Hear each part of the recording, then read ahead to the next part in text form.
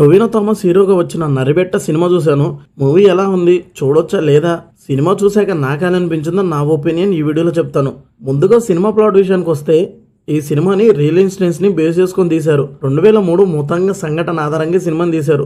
పోలీసులు తమ పవర్స్ ని ఎలా మిస్యూజ్ చేస్తున్నారో ఈ సినిమాలో చూపిస్తారు. సినిమా విషయానికి వస్తే నాకైతే యావరేజ్ అనిపించింది. మరీ ఓ రేంజ్ లో లేదు, కానీ అలాగని బోర్ కొట్టించే సినిమా కాదు. టైం పాస్ అయితే అవుతుంది. హీరోయిజం, మాస్, యాక్షన్ లాంటివి ఎక్స్పెక్ట్ చేయకండి. సినిమాలో హీరో కూడా ఓ నార్మల్ మనిషిలాగే చూపిస్తారు. హీరో క్యారెక్టర్ గ్రౌండెడ్ గా ఉంటుంది. సినిమా స్టార్ట్ అవడం బాగా స్టార్ట్ అవుతుంది.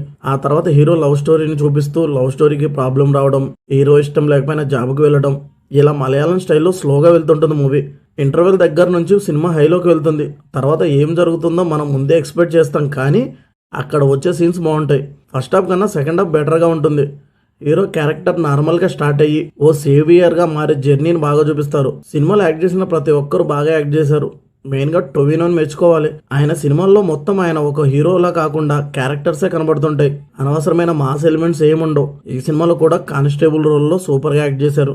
బీజిఎం కానీ సినిమాటోగ్రఫీ కానీ ఎక్సలెంట్గా ఉన్నాయి. ఓవరాల్గా సినిమా మాత్రం ఒకసారి చూడొచ్చు. నాకైతే యావరేజ్ అనిపించింది. మీరు చూసి మీకు ఎలా అనిపించిందో కమెంట్ చేయండి. ఈ రివ్యూ నచ్చితే లైక్ చేయండి. Thank you for watching.